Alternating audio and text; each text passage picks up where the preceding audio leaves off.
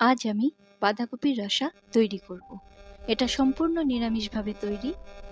এটা যে কোনো পুজোর দিনেও আপনারা খেতে পারবেন। এর জন্য আমার 2টো বাঁধাকপি লাগছে, আর লাগছে টুকরো করা আলু। বাঁধাকপি দুটোকে আমি লম্বা লম্বা করে কেটে নিয়েছি। আর লাগছে গুঁড়ো মশলা, লঙ্কার গুঁড়ো, গরম মশলার গুঁড়ো, জিরের গুঁড়ো আর হলুদ গুঁড়ো। আর 2টো টমেটোকে আমি পিউরি করে নিয়েছি। আর লাগছে নুন। সবার প্রথমে একটু গরম জল করে নেব। এর মধ্যে কপির টুকরোগুলোকে ভাপিয়ে নিতে হবে। এবার কপির টুকরোগুলোকে ভাপানো হয়ে গেলে গরম তেলে এগুলোকে ভেজে নিতে হবে।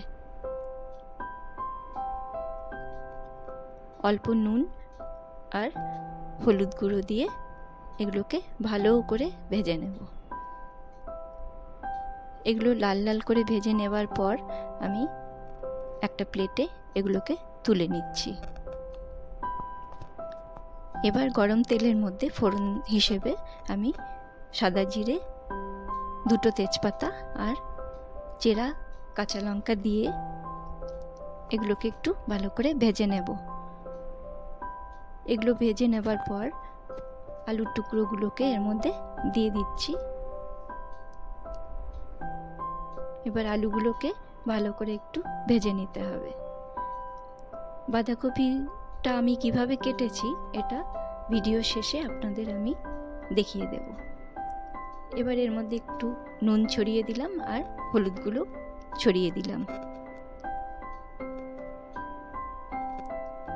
এবার এটাকে ভালো করে ভেজে নিতে হবে।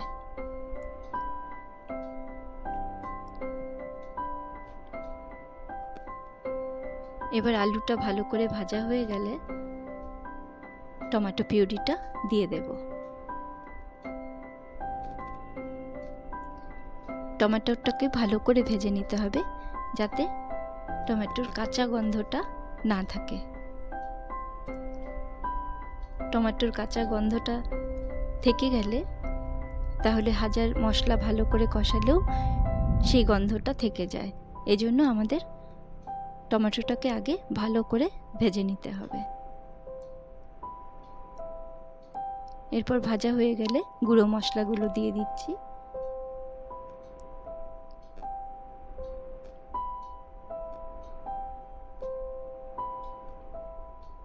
গুঁড়ো মশলাগুলো দিয়ে কিছুক্ষণ কষিয়ে নিতে হবে।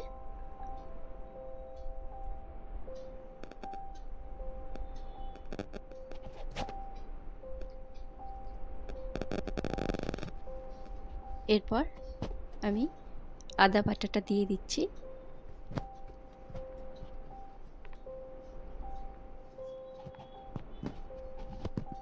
আদা বাটাটা দিয়ে একটু নেড়ে আবার অল্প করে জল দিয়ে দেব।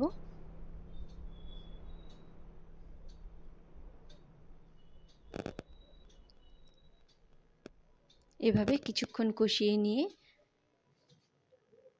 আলুটা যখন আধা সেদ্ধ হয়ে আসবে তখন বাঁধাকপির টুকরোগুলো দিয়ে দিতে হবে।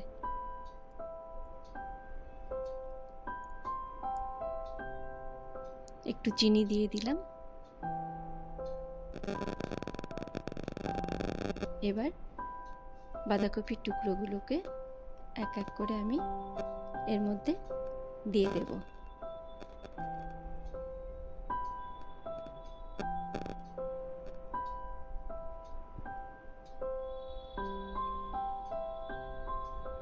আবারও একটু জল দিয়ে দিতে হবে যাতে বাঁধাকপির টুকরোগুলো ভালো করে সেদ্ধ হয়ে যায়।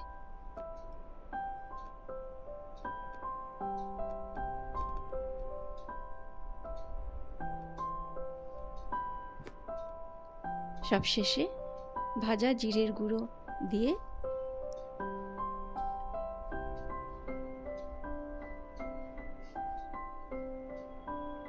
নামিয়ে নেব। আপনারা একটু ঘিও ছড়িয়ে দিতে পারেন, এতে স্বাদটা আরও খুলে যাবে। এটা খেতে ভীষণ সুস্বাদু হয়। যে কোনো নিরামিষের দিনে আপনারা এটা বাড়িতে করে খেতে পারেন।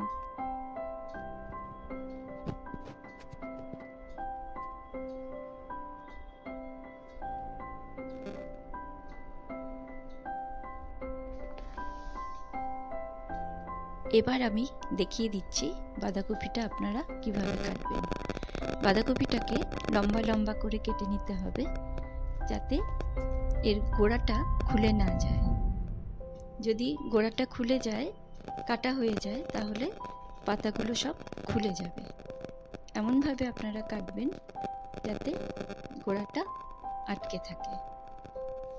এভাবে কাটতে হবে।